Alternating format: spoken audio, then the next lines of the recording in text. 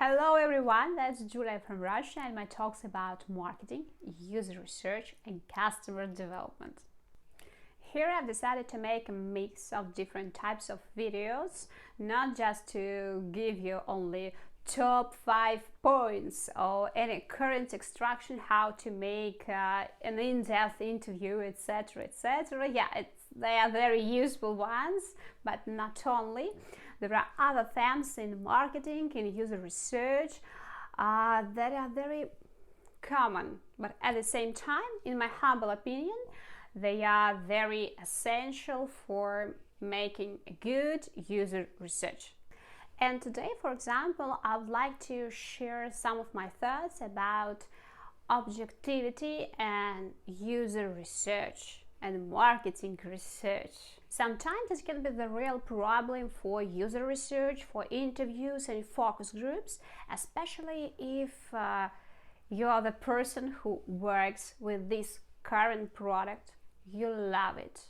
Yes, I think that I can use this word love, not like. And at the same time, you have to do these focus groups, these interviews. Well, of course, it's not so easy to hear that someone can criticize your product, can criticize your idea, can criticize your concept, because, well, we all want to do our best for the business. We all want to do, we want to be right. Of course, it's normal for the people. That's why we cannot perceive criticism as something really good, even if we understand that it's better. And yeah, that's why in most of the cases it's more easy to use an agency for deeper insights, for more objectivity, for making any current conclusions that can be unpleasant for you.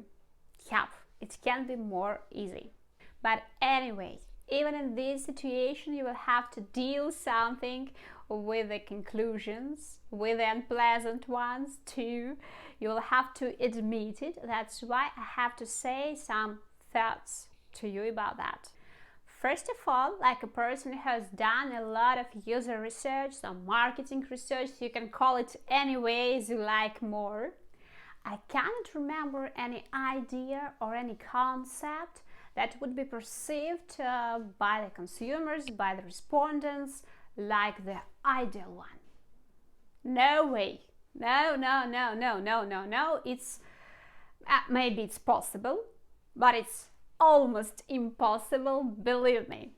Each of the concepts, each of the ideas had its own disadvantages anyway. Yep, it works in such a way.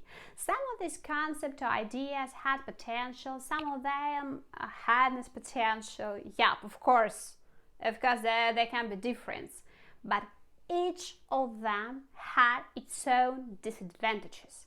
Each of them had to be improved. It's a rule, it's a common rule, very common one, believe me. That's why just admit it, that your concept, your idea that has been tested is not ideal. Yep, it has its own disadvantages. It's very normal. It's not because you've done a very bad work. No. It's just because you're human and you cannot think, you cannot plan everything in this life. And that's why it's the main reason why we have to test almost everything, because we understand very well that we are not ideal. We can make mistakes. Yup, it's normal. But of course that doesn't mean that you can do shitty things thinking that we will test it anyway, it doesn't matter. No, of course not. You have to think a lot on your project, on your idea, on your concept. It just thought that your idea will not be ideal, but it can be a very good one if you think about it. Of course, but not ideal. Yep, just admit it, please. Thought number 2. Try to perceive it as your way to the ideal product, or maybe not the ideal one because it's something impossible, but to a very, very cute product.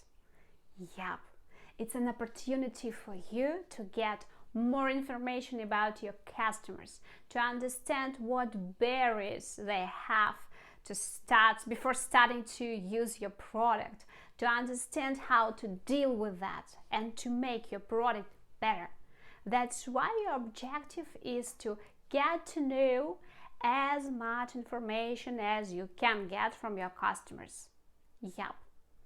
And negative information too, it's very essential, because only after that you can make your product much better. Yeah, it's impossible without that. One more thing.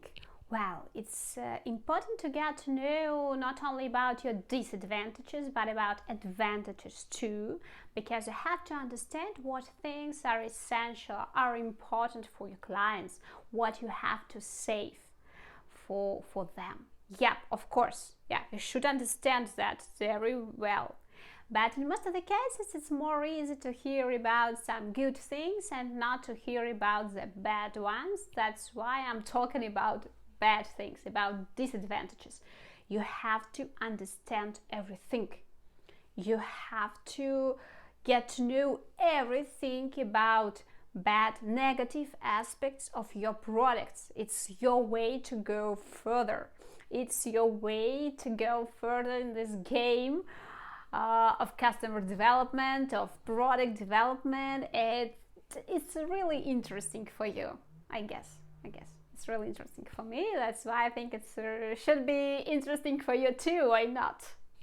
So that's suddenly all for today. So I'm waiting for your likes for this video, subscribe on the channel, write me your thoughts, your feelings, your experience in the comments. That would be really interesting for me to communicate with you, to discuss marketing, user research, customer development, to get to know more about your experience. And that's all. Bye bye.